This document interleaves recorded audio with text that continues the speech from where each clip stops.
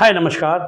तो ये क्वेश्चन ना बीटेक के एस्पिरेंट्स मुझसे बहुत पूछ रहे हैं, looking at the age of AI and everything. और आप सुनते भी होंगे आजकल कंप्यूटर साइंस की फील्ड में बहुत जॉब्स जा रही हैं कि सर कंप्यूटर साइंस ही करें या इलेक्ट्रॉनिक्स कम्युनिकेशन ले लें, मैकेनिकल सिविल इलेक्ट्रिकल ले लें। देखिए, मैं तो हमेशा से फ़ैन रहा हूँ कोर ब्रांचेस का। मैं खुद एक D2 से मैकेनिकल इंजीनियर ही हूँ।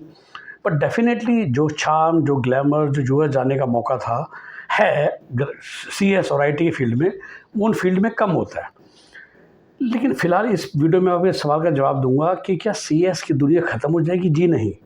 पर इम्पैक्ट पड़ेगा, बिल्कुल पड़ेगा। अब इसको बिल्कुल एनालिटिकली समझते हैं। देखिए, एक ज़माने में IIT में भी या मेरे DTU में भी जब मेरा बैच था तो कंप्यूटर साइंस की भी 40 सीटें थी, बल्कि मैकेनिकल की 100 सीटें थी। तो mechanical engineers produced by DTU every year were double than CS engineers.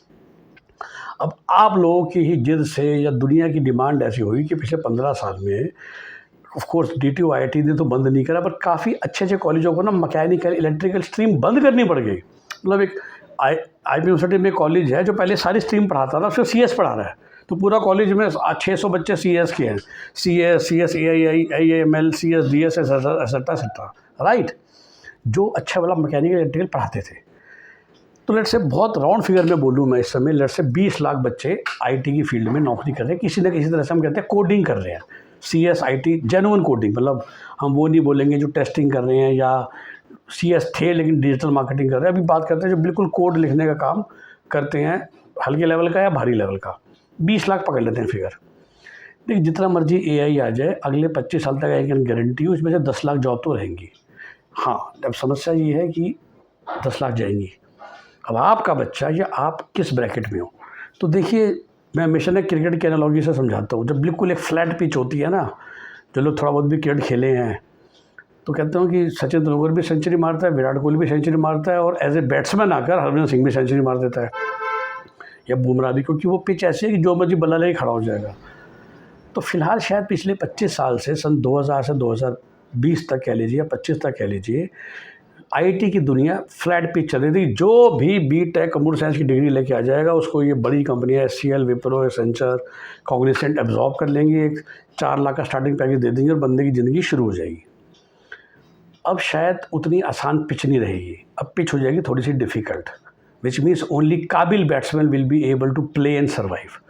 तो इन 20 लाख में से जो 10 लाख बच्चे होंगे वो शायद वो होंगे जिन्हें एक्चुअली बैटिंग आती है, विच मीन्स एक्चुअली कोडिंग आती है। जी हाँ, इस समय 20 लाख में से 5 लाख बच्चे तो ऐसे हैं जिन्हें बिल्कुल बेसिक कोडिंग आती है, जो बिना बीटेक करे भी सीखी जा सकती है।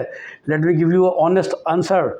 मैं कई अपने IIT के सीनियर लोगों से बात करता हूँ, वो कहते हैं भाई हमारा आधा स्टाफ ऐसा होता है कि वो बीटेक तो बस नाम का है, वो BA भी होता है ना, तो जो काम कर रहे हैं वो कर सकता था। कहते हैं कोडिंग का, कंप्यूटर साइंस का एक शब्द भी नहीं होता उसमें।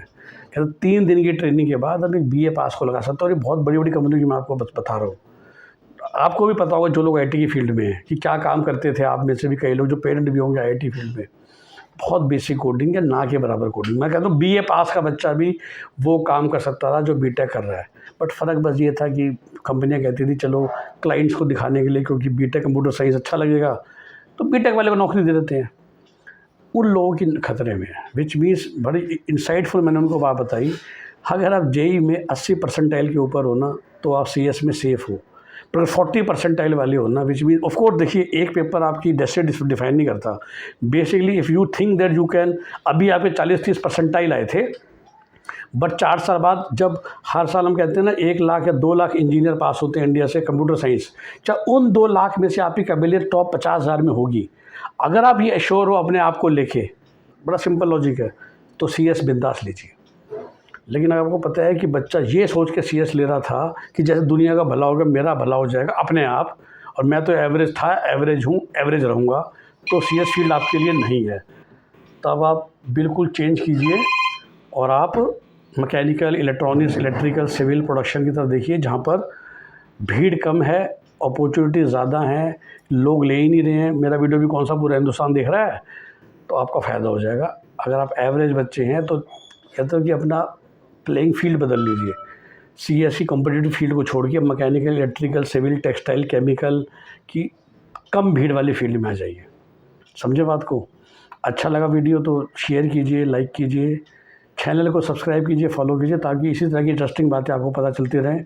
And I hope this video will give lot of clarity to everybody कि किसको कौन सी ब्रांच लेनी चाहिए।